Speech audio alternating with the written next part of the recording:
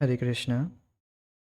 तो हम कृष्ण भावनामृत की प्राप्ति इस पुस्तक से पांचवा अध्याय भगवान कृष्ण की विभिन्न शक्तियों का ज्ञान इस अध्याय को चर्चा कर रहे थे। इस अध्याय का आज पांचवा दिन है। हमने पिछले क्लास में चर्चा की है कि हम जगत में अपनी विभिन्न इच्छाओं की जो अग्नि है, उन अग्नि का शमन काम इच्छाओं की संतुष्टि के द्वारा अपने उन काम इच्छाओं को पूर्ति के द्वारा हम प्रयास कर रहे हैं कि वो इच्छाएं समाप्त हो जाएगी। हम सोच रहे हैं कि हमारे हृदय में ये इच्छा आई तो हम इस इच्छा को पूर्ण कर लेते हैं। ये काम इच्छा मीन्स जो हमारे हृदय में हमारा मन कहता है कि अरे ये कर लो, थोड़ा थोड़ा टीवी देख लो, थोड़ा थोड़ा यूट्यूब देख लो, थोड़ा सोशल मीडिया चला लो, तो तुम्हें अच्छा लगेगा, तुम्हें खुशी मिलेगी, मिलेगी, आनंद आएगा। तो ये सब हमें मन कहता है। मन हमें इस तरह से भिन्न भिन्न तरीके से हमें इस तरह से सजेशन देता है कि ये कर लो थोड़ा, वो कर लो थोड़ा, इसका क्या ख्याल है। तो इस तरह से हम उन कार्यों में लिप्त रहते रहते हैं। फिर भी हमें बार बार हम उस कार्य से संतुष्ट नहीं होते, फिर भी हम उसी कार्य में लिप्त हो जाते हैं। ठीक वैसे ही जैसे अग्नि में अगर ईंधन दिया जाए तो अग्नि और ज़्यादा भड़क जाएगी। उसी तरह से हम अपनी इच्छाओं पर कार्य करेंगे तो इच्छाएं और ज़्यादा बढ़ जाएगी। जिस व्यक्ति का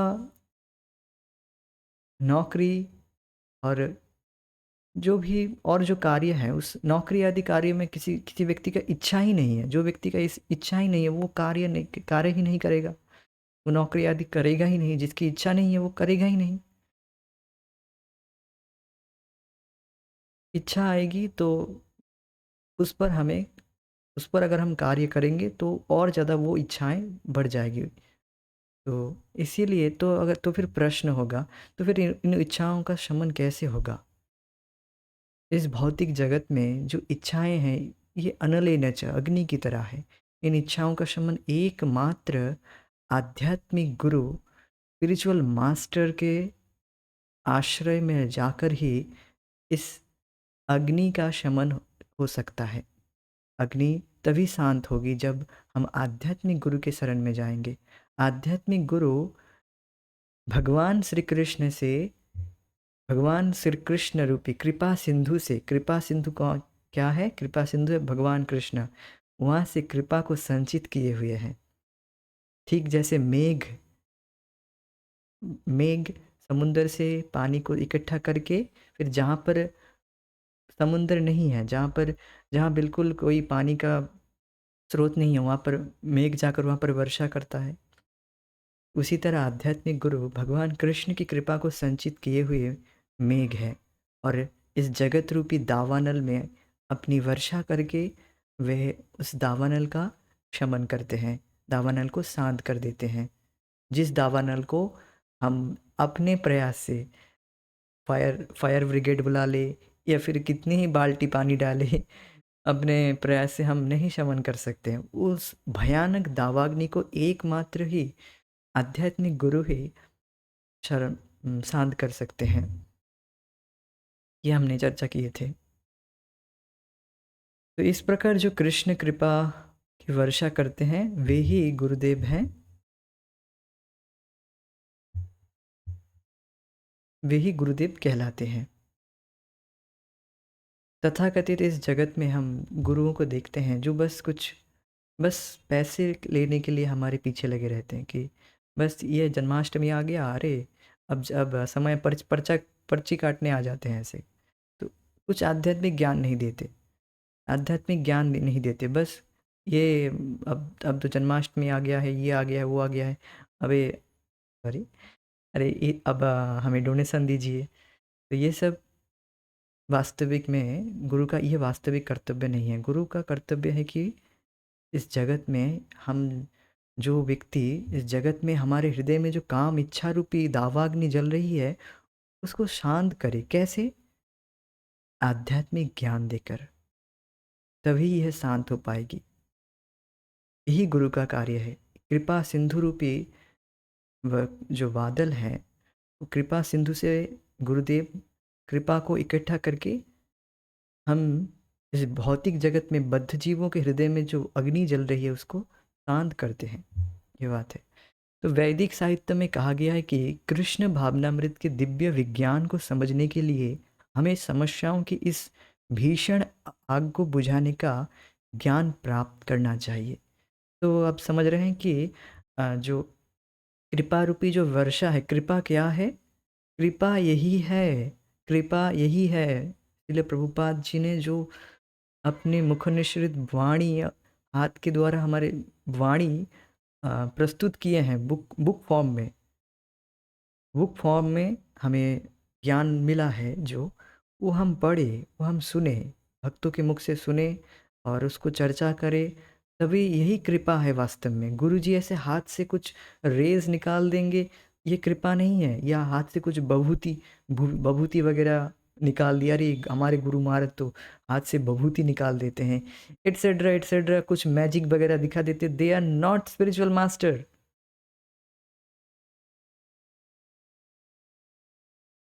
गुरु का कर्तव्य है कि शिष्य के अज्ञान को नष्ट करे और उसको इस अज्ञान के सागर से बाहर निकालकर ज्ञान के आलोक में, ज्ञान के प्रकाश में लाए,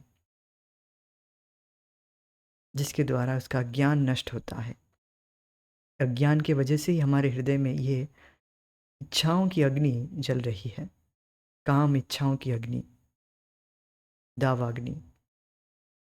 तो वैज्ञानिक लोग, दार्शनिक लोग और अन्य सुशिक्षित जन आग को बुझाने का घोर प्रयत्न कर रहे हैं। अब बता रहे हैं कि ठीक है, इसी तरह से ही केवल केवल शिल गुरुदेव के आध्यात्मिक गुरु के शरण में ही जाकर आग, ये जो काम इच्छाओं का जो अग्नि जल रहा है हमारे हृदय में, उसका शमन हो सकता है।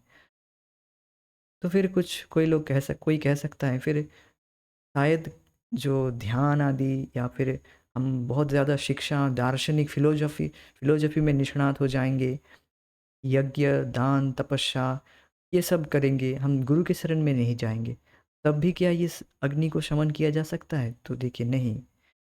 वैज्ञानिक लोग, दार्शनिक लोग बहुत फिलोसफी जानते हैं, बहुत ज़्यादा दर्शन जानते हैं, बहुत ज़्यादा ज्ञान इकट्ठा कर लिए हैं, और अन्य सुशिक्षित जन बहुत ज़्यादा डिग्री प्राप्त कर लिए हैं, पीएचडी आदि, डॉक्टरेट सब कुछ कर लिया है। ये सब लोग क्या कर रहे हैं? घोर प्रयत्न कर रहे हैं। घोर प्रयत्न मतलब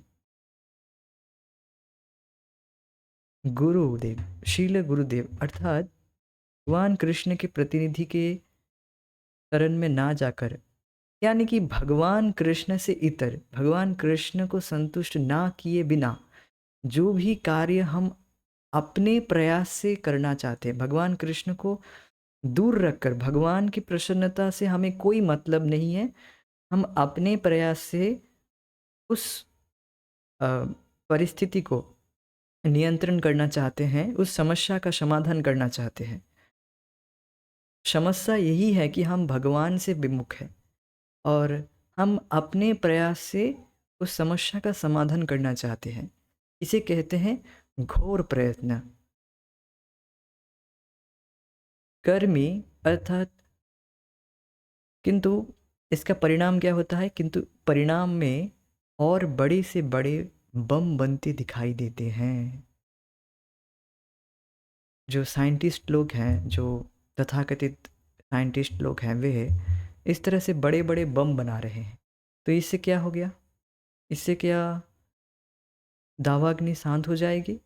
हमारे हृदय में जो काम इच्छा है वो शांत हो जाएगी? बम बनते दिखाई दे रहे हैं। कटाक्ष कर रहे शिल प्रभुपाद जी कि बम बनाकर क्या शांति स्थापित होगी? नहीं, इससे तो और ज़्यादा हिंसा ही और ज़्यादा बढ़ेगी। बम बनाकर शांति स्थापित नहीं होगी। तो इस तरह से लोग घोर प्रयास कर रहे हैं। कर्मी अर्थात कर्मफल की आशा से कम काम करने वाले लोग इस आग को बुझाने या इस भौतिक जीवन की दयनीय दशा को सुधारने के लिए रात दिन दिलो जान से अथक परिश्रम कर रहे हैं। तो अब देखिए, अब बता रहे हैं कि कर्मी लोग, जो कर्मी हैं, वे कैसे इस आग का शमन करने का प्रयास कर रहे हैं। वे दिन रात दिलो जान से काम करते हैं और सोचते हैं कि दुख हत्येई, इस दुख की हत्या कर देना चाहते हैं। ऐसे शास्त्र में श्रीमद् भागवत में एक श्लोक आता है, उसमें ये वर्ड है, दुख हत्ये, दुख की हत्या कर देना चाहते हैं। और इस तरह से वे सुख प्राप्त करना चाहते हैं। पूरा दिन भर वे काम करते हैं, पूरा दिन भर वे इंद्रिय तृप्ति को, थोड़े से इंद्रिय तृप्ति को प्राप्त करने के लिए पूरा दिन भर काम करते हैं। यहाँ पर लिखा है ना, रात दिन दिलो जान से अथक परिश्रम कर रहे हैं और वे सोच रहे हैं कि इन इच्छाओं का शमन हो जाएगा, जो काम इच्छाएं हैं वो समाप्त हो जाएगी। ऐसा नहीं हो सकता है, बल्कि वह और ज़्यादा बढ़ती जाएगी, और ज़्यादा बढ़ती जाएगी। इसलिए प्रभुपाद जी बताते हैं कि जो ऋषभदेव अपने पुत्र को ज्ञान देते हैं, नायम देह भाजाम, नायम देह देह भाजाम निलोके कष्टान कामान अर्हति सबिडभुजाम, कि हमें यह देह मिला है, हमें यह मनुष्य शरीर मिला है, इसके द्वारा जो सुख प्राप्त कर सकते हैं उसकी कल्पना भी हम नहीं कर सकते। वो सुख क्या है? तपस्या, दिव्य तपस्या के द्वारा वह सुख क्या है? ब्रह्म सौख्यम तो अनंतम, अनंत ब्रह्म सुख को प्राप्त कर सकते हैं। उसके जगह हम क्या कर रहे हैं? हम जो सुख, तो विडभुजाम, विडभुजाम, विड मीन्स जो मल खाने वाला पशु है, उसको भी जो सुख प्राप्त है, वो सुख को प्राप्त करने के लिए हम दिन रात अथक परिश्रम कर रहे हैं। मल खाने वाले सूअर को जो सुख प्राप्त है, उसी सुख को प्राप्त करने के लिए हम दिन रात अथक परिश्रम कर रहे हैं।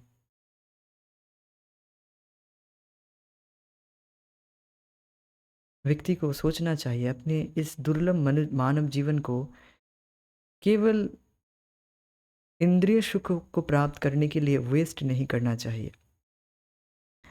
जितना आवश्यक है शरीर के लिए वो तो ठीक है, शरीर निर्वाह करने के लिए, किंतु अब केवल उसी के पीछे लग जाएंगे, उसी के पीछे पूरा मानव जीवन, मानव शक्ति को लगा देंगे, तो फिर वो पूरा व्यर्थ हो जाता है। मानव जीवन इसीलिए मिला है कि हम अपने मानव जीवन से भगवान का भजन करें, दिव्य तपस्या करें, जिसके द्वारा हम अनंत सुख को प्राप्त कर सकते हैं। तो इस तरह से देख सकते हैं कि कर्मी लोग पूरी तरह से अपने जीवन में अपना जीवन व्यर्थ कर देते हैं। इसके बाद ज्ञानी अर्थात दार्शनिक लोग भी प्रयत्न कर रहे हैं, किंतु वे निराश हो चुके हैं। यहाँ पर देख सकते हैं वो प्रयास कर रहे हैं सुख प्राप्ति करने के लिए, किंतु वे भी प्रयास कर रहे हैं कि इन इच्छाओं का शमन कर देंगे।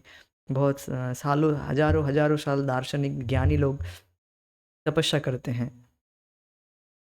तो देखिए, ये ज्ञानी लोग भी इस तरह से फोर्सफुल्ली अपने इंद्रियों को भोगों से हटाकर ध्यान करने का प्रयास कर रहे हैं। इनके फ्रेम में भी भगवान नहीं है, भगवान कृष्ण नहीं है, केंद्र में सेंटर भगवान नहीं है, बस ध्यान कर रहे हैं और इंद्रियों को बस फोर्सफुल्ली भोगों से हटाकर नियंत्रण करने का प्रयास कर रहे हैं। तो इस तरह से देखा जाता है जो ज्ञानी इस तरह से तपस्या करता है, वह हजारों हजारों सालों सालों हजारों साल तपस्या करता है, 10,000 साल, 60,000 साल इस तरह से तपस्या करते हैं। फिर ज्यों ही इंद्रिय विषय का संपर्क होता है, त्यों ही इनका जो तपस्या है वह भंग हो जाता है। जैसे विश्वामित्र मुनि, वे भी 60,000 साल तपस्या किए थे, बट मेनका की छन छन आवाज़ से उनकी तपस्या भंग हो गई थी। और यह भी कथा आपको पता होगा। अ, और भी एक ऋषि थे जो पानी के नीचे तपस्या कर रहे थे, फिर वह भी इस तरह से 10,000 साल तपस्या की है और काम कीड़ा करते हुए जो 2 मछली को देख लिए, बस उनका भी भजन, उनका भी तपस्या तुरंत समाप्त, उनके हृदय में भी काम इच्छा जागृत हो गई। तो इस तरह से देख सकते हैं कि जो व्यक्ति इस तरह से फ़ोर्सफुली अपने इंद्रियों को भोगों से खींचकर अ, इंद्रियों को नियंत्रण करने का प्रयास कर रहा है कि मैं इन काम इच्छाओं को समाप्त कर दूँगा, वे भी सफल नहीं हो पा रहा है, वे भी सफल नहीं होता है। किंतु वे निराश हो चुके हैं और इसलिए घोषणा करते हैं, यह संसार मिथ्या है।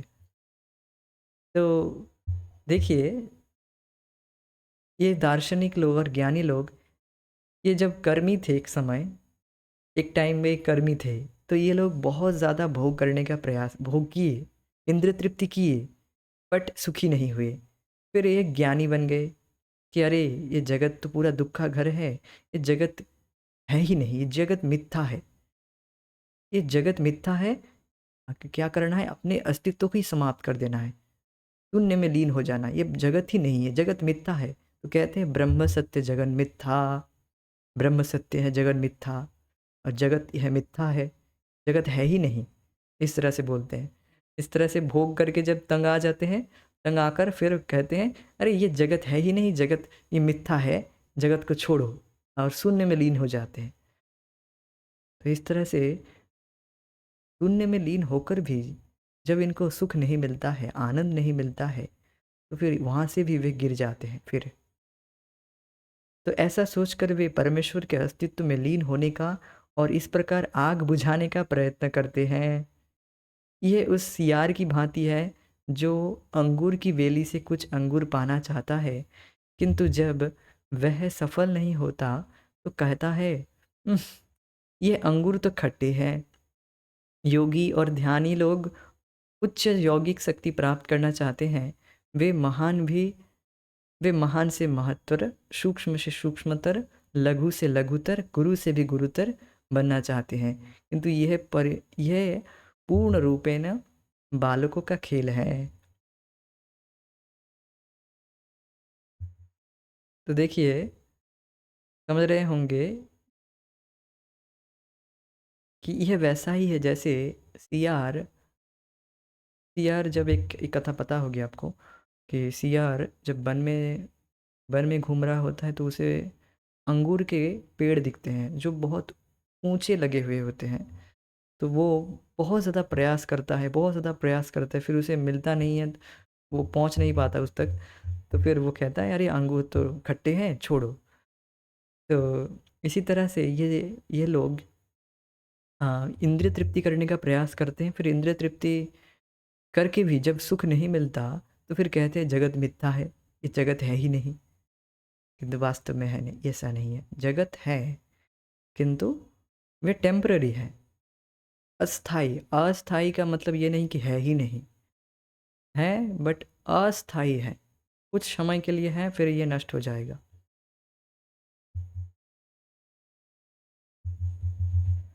फिर है योगी लोग, अब ज्ञानी हो गए थे, अब ध्यानी। योगी लोग क्या करते हैं? योगी लोग भी यौगिक शक्तियों को प्राप्त करना चाहते हैं, अणिमा लघिमा प्राप्ति। इस तरह से यौगिक शक्ति प्राप्त करना चाहते हैं। अणिमा छोटे से लघु से लघुतर बनने का प्रयास, शक्ति प्राप्त करने का प्रयास करते हैं। लघिमा सबसे बड़े से बड़े बनना चाहते हैं, और इस तरह से प्राप्ति भी एक यौगिक शक्ति है, सिद्धि है। वो यहाँ पर ही बैठे बैठे अफगानिस्तान से कुछ पोमोग्रेनेट वगैरह लेके आ जाएंगे, कुछ भी बाहर के घर बैठे बैठे जब जो भी चाहिए वो लेके आ सकते हैं। इस तरह की यौगिक शक्ति ये योगी लोग प्राप्त करते हैं। और क्या इस तरह से क्यों करते हैं? क्योंकि ये लोग भी चाहते इस तरह से यौगिक शक्ति को दिखाएं कि हम कितने पावरफुल हैं, देखो। और लोग भी इस तरह से इनकी यौगिक शक्ति को देख कर कहते हैं, अरे देखो भगवान आ गए, हमारे भगवान आ गए, हाँ अरे यही भगवान है। तो ये लोग फिर कहते हैं, फिर ये लोग यही चाहते हैं, वास्तव में ये प्रशंसा चाहते हैं, ख्याति चाहते हैं, भगवान बनने का प्रयास है ये वास्तव में। एक बार जब भक्ति विनोद ठाकुर भक्तिविनोद ठाकुर के समय ये बात इस तरह के योगी लोग थे, और इस तरह के योगी लोग अपनी यौगिक शक्ति को प्रकाश करके, भक्तिविनोद ठाकुर के समय मतलब अभी भी कुछ हैं, होंगे, किंतु ये कथा ऐसी है कि भक्तिविनोद ठाकुर के समय योगी लोग थे, तो योगी लोग इस तरह से यौगिक शक्ति को दिखाते थे, और साधारण लोग जो सामान्य लोग हैं वो इस तरह से यौगिक शक्ति को देखकर कहते हैं, अरे हमारे भगवान हैं, हमारे भगवान। तो फिर ये योगी लोग वास्तव में प्रशंसा चाहते हैं, प्रशंसा की वजह से ही वे इस तरह से अपनी यौगिक शक्ति को प्राप्त करना चाहते हैं। तो फिर क्या ये लोग मरते नहीं, योगी लोग क्या मरते नहीं हैं इस तरह से यौगिक शक्ति को प्राप्त करके? क्या ये अमर हो जाते हैं? नहीं, ये भी अमर नहीं होते। इनकी भी मृत्यु होती है। जब इनकी यौगिक पोटेंसी ख़त्म हो जाती है, इनकी सिद्धियाँ ख़त्म हो जाती हैं, सिद्धियों की एक टाइम लिमिट होती है, तो वो जब ख़त्म हो जाएगी तब वे भी अपने पद से फिर से नीचे गिर जाएँगे। इनकी भी मृत्यु हो जाएगी।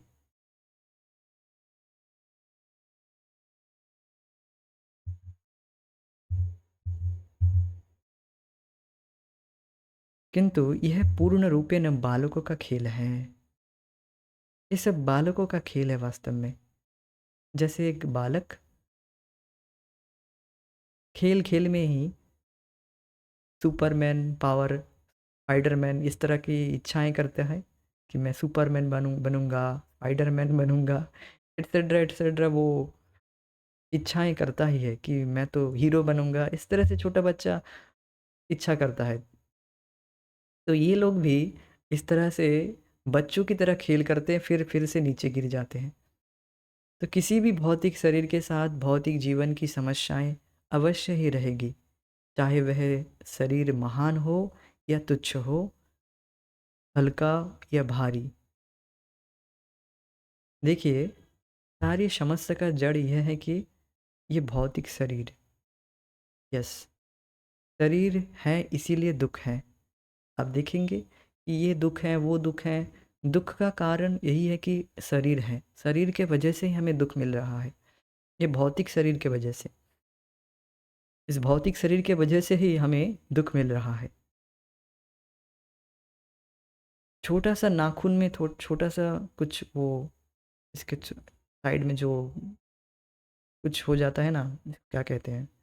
जो भी हो, तो इस छोटे से नाखून में भी थोड़ा कुछ दर्द हो जाता है, थोड़ा कुछ इसमें चला जाता है, तो थोड़ा, तो फिर बहुत ज़्यादा दर्द हो जाता है।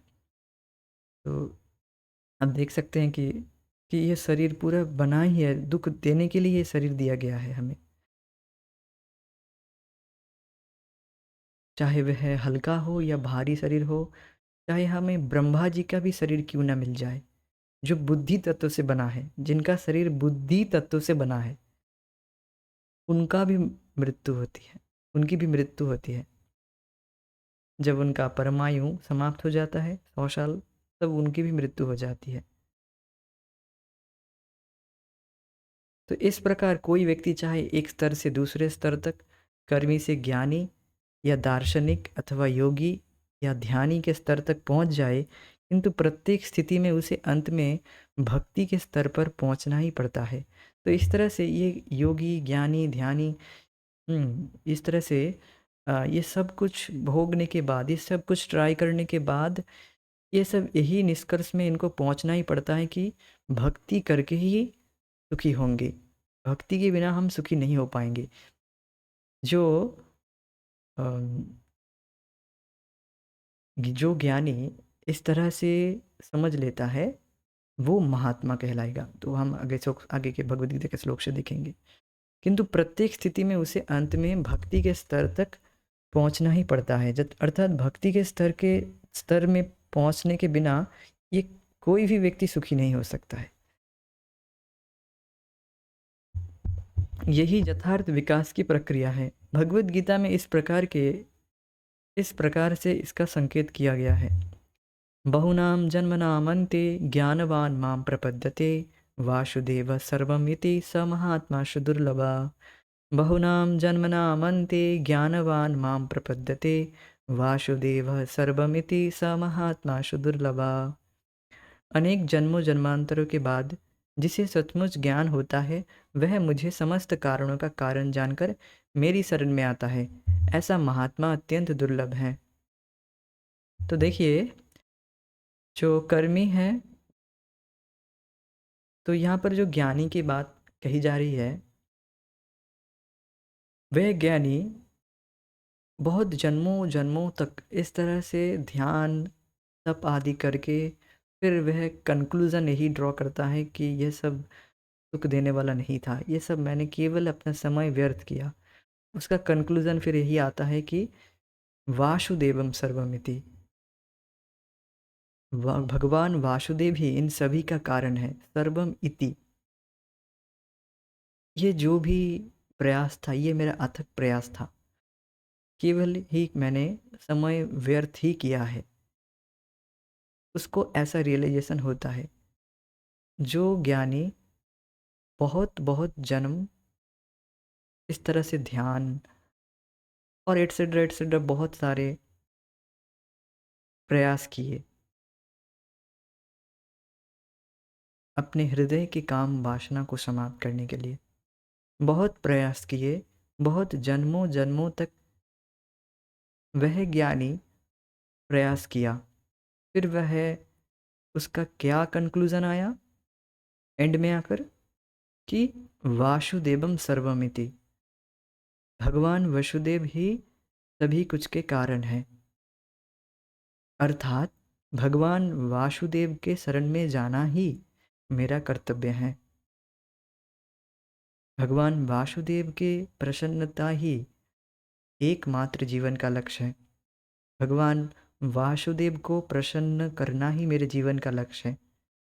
तभी मैं संतुष्ट होऊंगा, तभी यह हृदय, मेरे हृदय में जो काम इच्छा अग्नि की तरह जल रही है, तभी वह शांत हो पाएगा।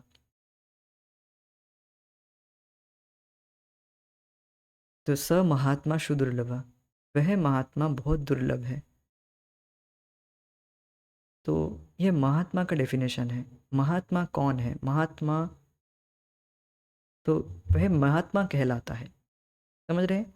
जो ज्ञानी इस तरह से बहुत बहुत जन्मों जन्मों के बाद ये कंक्लूजन ड्रॉ करता है कि वासुदेव, भगवान वासुदेव अर्थात भगवान कृष्ण के शरण में जाना ही, भगवान कृष्ण ही सभी कुछ के कारण है, इस तरह से जान जाता है, वह महात्मा दुर्लभ है। अनेक जन्मों जन्मांतर के बाद जिसे सचमुच ज्ञान होता है, वह मुझे समस्त कारणों का कारण जानकर मेरी शरण में आता है। ऐसा महात्मा अत्यंत दुर्लभ होता है। कृष्ण की शरणागति ही मूल बिंदु है, जीवन का वही लक्ष्य है। और भक्तगण जो कि संसार के बुद्धिमान लोग हैं, इस अवस्था को अविलंब ग्रहण कर लेते हैं। तो जो बुद्धिमान व्यक्ति होगा, वे क्या इस तरह से जन्मों जन्मों तक प्रयास करेगा? जो बुद्धिमान व्यक्ति हैं, वे क्या ये सब सुनने के बाद भी कि कर्मी, ज्ञानी, योगी, ध्यानी, ये सब लोग पूरे जीवन भर प्रयास करके भी सुखी नहीं हो पाए, अपने हृदय की काम इच्छाओं को दूर नहीं कर पा रहे हैं? और इस तरह के ज्ञानी जो व्यक्ति सारे भोगों को छोड़कर केवल ध्यान किया, अर्थात जो भी ध्यान किया हो, वो जन्मों जन्मों के बाद, बहुनाम जन्मनाम अंते, बहुत बहुत जन्मों के बाद यही कंक्लूजन ड्रॉ किया कि भगवान वासुदेव ही सभी कुछ के कारण हैं, उनकी शरणागति ही मूल बिंदु है। तो जो बुद्धिमान व्यक्ति हैं, वे क्या इस तरह के और जीवन वेस्ट करेगा, और ज़्यादा वे क्या और कुछ ट्राई करेगा? नहीं, वे तुरंत भगवान कृष्ण के शरणागति को ग्रहण करेगा, तुरंत वे भगवान कृष्ण की भक्ति प्रारंभ कर देगा। और वह बाज विचार नहीं करेगा कि ये भी ट्राई कर लूँ, वो भी ट्राई कर लूँ, फिर मैं सुखी हो पाऊँगा, फिर मैं, मेरी जो हृदय में जो एंग्जाइटी है, जो जो मैं परेशान हूँ, वो परेशानी मैं और किसी प्रक्रिया से मैं समाप्त कर सकूँगा। नहीं, वो पॉसिबल नहीं है, क्योंकि सभी लोग प्रयास कर चुके हैं, ऑलरेडी टेस्टेड है, ऑलरेडी रिसर्च कंप्लीट है।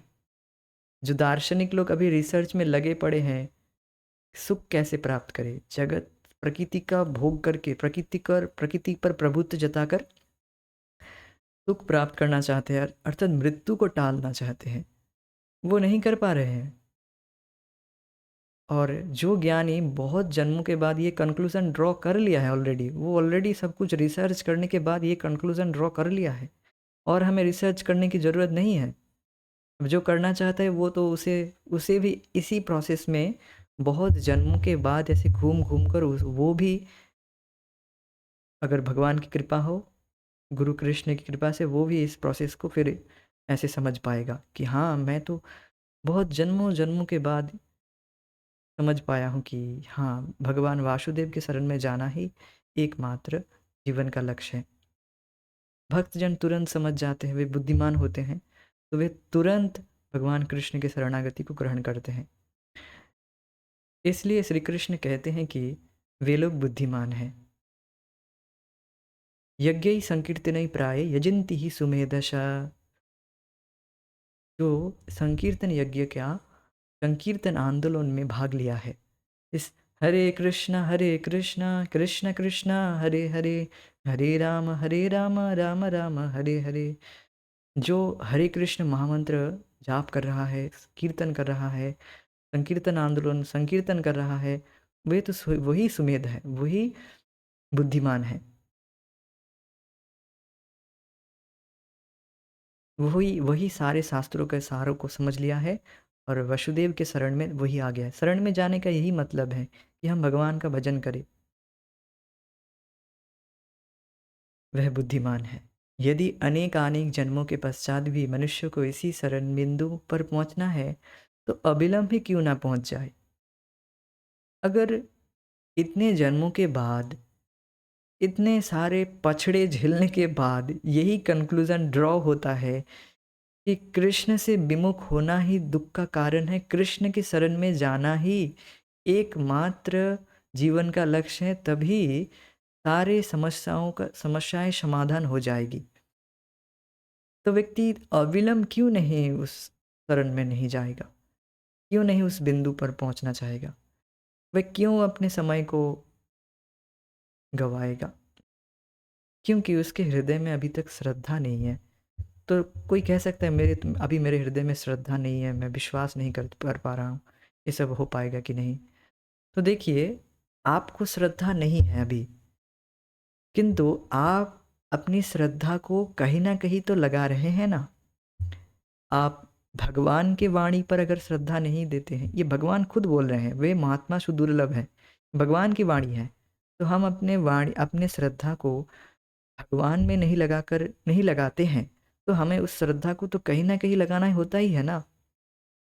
हमें भौतिक लोग, जो लोग मर के मिट जाएंगे, उन पर तो श्रद्धा करनी ही होगी, उन पर तो विश्वास करना ही होगा कि 1+1 2 होता है।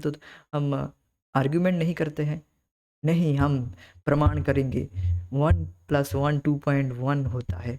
तो फिर वो लोग वो व्यक्ति तो पूरा दिन भर रिसर्च करता ही रहेगा, और जो बुद्धिमान व्यक्ति है वो प्रामाणिक टीचर के बात को सुनकर वो परीक्षा देकर वो पास हो जाएगा, वो आगे निकल जाएगा।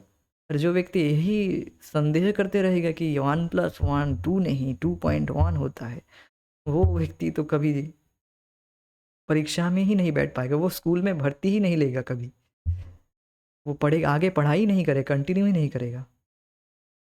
तो ये बात है, व्यक्ति को अपने श्रद्धा को प्रामाणिक गुरु और भगवान के बातों पर रखनी चाहिए। श्रद्धा हमें कहीं ना कहीं रखना ही होगा, must. We cannot say that हम श्रद्धा नहीं रखते, कहीं भी श्रद्धा नहीं रखते हैं। नहीं, आप या तो हम अपने मन की सुनेंगे, नहीं तो हम, या तो हम मन की सुनते हैं, अपनी मन की सुनते हैं, मतलब अपने, या तो हम माया की सुनते हैं, या फिर हमें भगवान कृष्ण की सेवा करनी होगी। हमारे पास ऑप्शन है। माया के शरण में जाएंगे तो हमें इस तरह से घूमना पड़ेगा बहुत जन्मों जन्मों तक। भगवान के भक्तों के शरण में आ जाएंगे, भक्तों से सुनकर तुरंत हम भगवान कृष्ण के शरण में चले जाएंगे, भगवान का भजन शुरू कर देंगे तुरंत, आज से ही। तो हम तुरंत उस महात्मा के पद से शुरू करते हैं, जो ज्ञानी जन्मों जन्मों तक घूमकर यह समझता है कि यही भगवान वासुदेव के शरण में जाना ही जीवन का लक्ष्य है। हम तुरंत उस पॉइंट से शुरू करेंगे। ये बात है, बहुत सुंदर बात है यहाँ पर। भौतिक प्रकृति की प्रचंड अग्नि का नियंत्रण देवी दुर्गा करती है। उनका चित्रण प्राय हाथों में आयुध के साथ किया जाता है। उनके 10 हाथ हैं, प्रत्येक हाथ विभिन्न आयुध लिए हुए हैं। इससे यह अभिप्राय है कि वे इस विश्व की 10 दिशाओं पर शासन कर रही हैं। वे असुरों को दंडित करने के लिए भिन्न भिन्न आयुधों का प्रयोग करती हैं। एक प्रसिद्ध चित्र में दिखाया गया है कि एक असुर दुर्गा के सिंह से जूझ रहा है। देवी दुर्गा उस असुर के बाल खींच रही है और अपने त्रिशूल उसकी छाती पर घोंप रही है।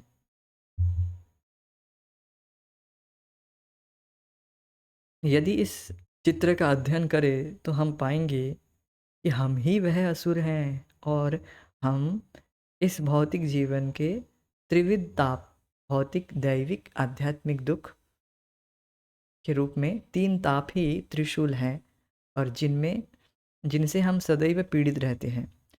कुछ दुख अन्य प्राणी से होते हैं, वे भौतिक हैं। कुछ दुख प्राकृतिक, भूकंप, अकाल आदि से प्राप्त होते हैं, वे दैविक हैं। और जो दुख अपने ही मन में और शरीर से प्राप्त होते हैं, वे आध्यात्मिक हैं। तो किसी न किसी प्रकार हम सदैव इन त्रितापों के प्रति संघर्ष करते रहते हैं। इस भौतिक सृष्टि में कोई भी व्यक्ति ऐसा नहीं है जो यह कह सकता है कि वह इन त्रितापों से मुक्त है। इस भौतिक प्रकृति का त्रिशूल प्रत्येक व्यक्ति की छाती पर चुभा हुआ है। इस कारण इस भौतिक जगत में सच्चा आनंद संभव नहीं है। हम माँ दुर्गा की पूजा करके या उन्हें कुछ रिश्वत देकर संतुष्ट करने का प्रयत्न भले ही करें, किंतु दुर्गा को रिश्वत देना इतना सरल नहीं है। अतः हमें जान लेना चाहिए कि हमारे जीवन का उद्देश्य होना चाहिए भगवान को समझ लेना। समझ रहे हैं क्या बात कही गई है? कि हमारे पास यह चॉइस आ सकता है, माया हमें प्रभावित कर सकती है। थोड़ा हमारे क्लास में भी आओ। थोड़ा यहाँ पर तो कोई जूम वगैरह भी नहीं लगता है। बस माया की क्लास तो हर वक्त चलती रहती है। माया हमें हर वक्त इस तरह से सजेशन देता रहता है, थोड़ा ये भी कर लो, थोड़ा वो भी कर लो, इससे सुखी हो जाओगे, उससे सुखी हो जाओगे। इस तरह से करते जब भी हम करते हैं, तुरंत हम माया के चंगुल में आ जाते हैं और तुरंत माया हमें 3 ताप देती रहती है। 3 ताप क्या है? हमें जब भी हम भौतिक प्रकृति को इस तरह से भोगना चाहते हैं तुरंत, तभी हमें 3 ताप मिलते रहते हैं। 3 ताप हैं आदि दैविक, आदि भौतिक, आध्यात्मिक। आदि दैविक वो है जब भूकंप, कभी गर्मी, कभी कभी जाड़ा, कभी वर्षात, कभी भूकंप, ये सब आदि दैविक हैं। और दूसरा है कि आदि भौतिक, कोई कुछ गाली बक दिया, कोई हमें परेशान कर दिया, ऐसी बात कह दिया कि हमारे हृदय में बहुत ज़्यादा चोट लग जाए। ऐसे लोग हैं जो इस तरह से बात करते हैं। और आप देखेंगे कि अपने ही मित्र लोग, अपने बहुत जान पहचान के व्यक्ति ऐसे बात कहेंगे जिससे हम बहुत ज़्यादा परेशान हो जाए। तो ये सब हमें माया के द्वारा दुख मिल रहा है ये सब।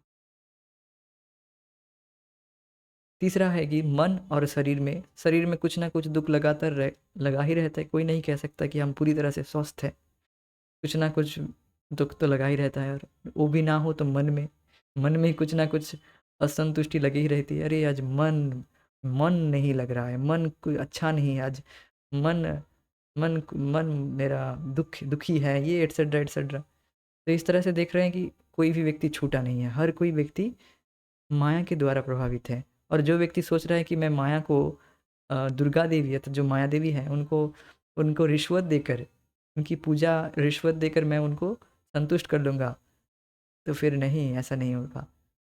माया को रिश्वत देना आसान नहीं है। माया का रिश्वत यही है कि माँ इस अर्थात माँ रीग रीग मत ऋग्वेद मत पढ़ो, यजुर्वेद मत पढ़ो, गोविंद गायति नित्यश, गोविंद का भजन भजन करो, गोविंद का गान करो, तभी हम माया के चंगुल से छूट पाएंगे, नहीं तो नहीं। तो हमारा उद्देश्य होना चाहिए कि हम भगवान को समझें, भगवान का भजन करें, तभी हम मुक्त हो पाएंगे, तभी हम तीनों ताप से बच पाएंगे। हमें सामाजिक, राजनीतिक, दार्शनिक या धार्मिक सभी प्रकार की व्यवस्थाएं करनी चाहिए, किंतु मूल उद्देश्य परम पुरुष तक पहुंचना ही होना चाहिए। वेदों में कहा गया है कि उच्च कोटि के विद्वान, उन्नत लोग और सृष्टि के देवता केवल श्री कृष्ण के चरण कमलों का ही आश्रय लेते हैं। मानवीय सभ्यता का उद्देश्य भी यही होना चाहिए। कृष्ण के चरण कमलों का आश्रय लिए बिना सभी धार्मिक, सामाजिक या राजनीतिक प्रयास विफल हो जाएंगे। समझ रहे होंगे? हम भगवान कृष्ण के शरण में नहीं जाकर अगर हम और कोई तरीके से अपनी परेशानी को समाप्त करने का प्रयास करते हैं, तो वो श्रम एव ही केवलम, वो श्रम केवल श्रम ही है, केवल परिश्रम है और कुछ नहीं। श्रम एव ही केवलम, केवल वो परिश्रम है और कुछ नहीं। क्योंकि जो जो ज्ञानी है, जो ज्ञानी पुरुष हैं, वो सब कुछ ट्राई कर लिया है, सब कुछ ट्राई कर लिया है, और बहुनाम जन्मनाम अंत्य, बहुत बहुत जन्मों के बाद वो यही कंक्लूजन ड्रॉ किया है कि भगवान कृष्ण के शरण में जाना ही मेरे जीवन का लक्ष्य है। तो हमें इसी पॉइंट से शुरू करना है, तो हम भी महात्मा कहलाएंगे, महात्मा कहे जाएंगे। मीन्स हम भी उस महात्मा के कहे जाएंगे। मीन्स क्या, हम महात्मा नहीं हो गए अभी, किंतु हम महात्मा के पद से, महात्मा के पद से शुरू कर रहे हैं, ये बात है।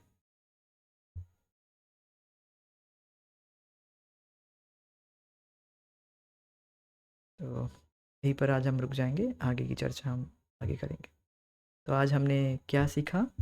आज हमने चर्चा की है कि हम जगत में चाहे कोई भी प्रयास कर ले, चाहे कैसे भी हम अपने परेशानी को परेशानी को समाप्त करने का प्रयास करें, वो हम नहीं कर सकते, अपने भौतिक प्रयास से नहीं कर सकते। वो प्रयास केवल घोर प्रयास है, केवल हमारा अथक परिश्रम ही है।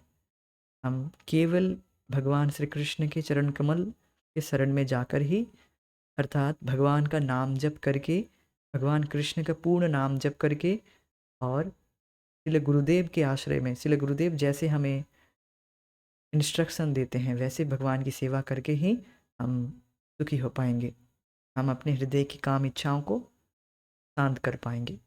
यह बात है। हरे कृष्ण। जय श्रील प्रभुपाद। निताई गौर प्रेमानंदे। Hari Hari. Thank you so much, thank you for joining. Hare Krishna. Recording stopped.